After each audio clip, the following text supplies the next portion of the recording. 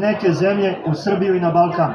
Srbi su ovde od praistorije i to je pre nekoliko godina dokazalo ozbiljna genetika gde su uzrokovane kosti vinčanskih skeleta i utvrđena je velika podudarnost sa genetikom današnjih Srba. Tako da shvatite koliko smo bitni za Balkan, koliko smo bitni za celu evropsku civilizaciju. Ne postoji pedalj zemlje na Balkanu koji nije bio autohtono srpski. To govore svi naši manastiri iz 12. veka, 13. veka, 14. 15. veka.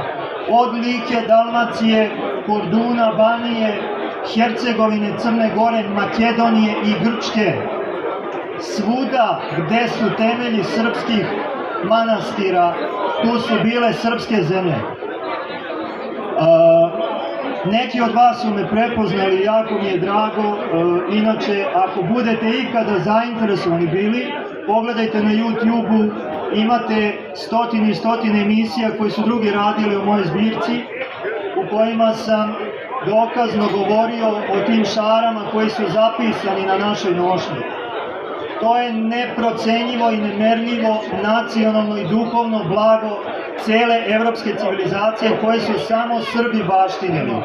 I nemojte nekim slučajem neko da vas laže ko se ne bavi ozbiljno tom naukom kao što se ja bavim. Turci nam ništa nisu doneli što se tiče kulture i tradicije. Ovo su vezovi koji potiču iz ranog vizantijskog perioda, a zna se da su uz Ruse i Grke Srbi imali veliki udeo upravljanja u Vizantijskom carstvu od 12. do 14. veka. Sve što budete želeli da saznate malo više o našoj kulturi i tradiciji, možete, rekao sam, da nađete u javnosti. Ja sam radio emisije za BN televiziju i gostovao sam na mnogim televizijama u okviru Republike Srpske, tako da bit će mi drago kogod bude došao u Beograd. Zbirka mi se nalazi u mojoj privatnoj kući, da mi bude gost, da se upoznamo i da eto proširim neka moja iskrena istorijska i naučna saznanja sa vama. Želim vam sve najlepše i čuvajte Republiku Srpsku i čuvajte svoj život.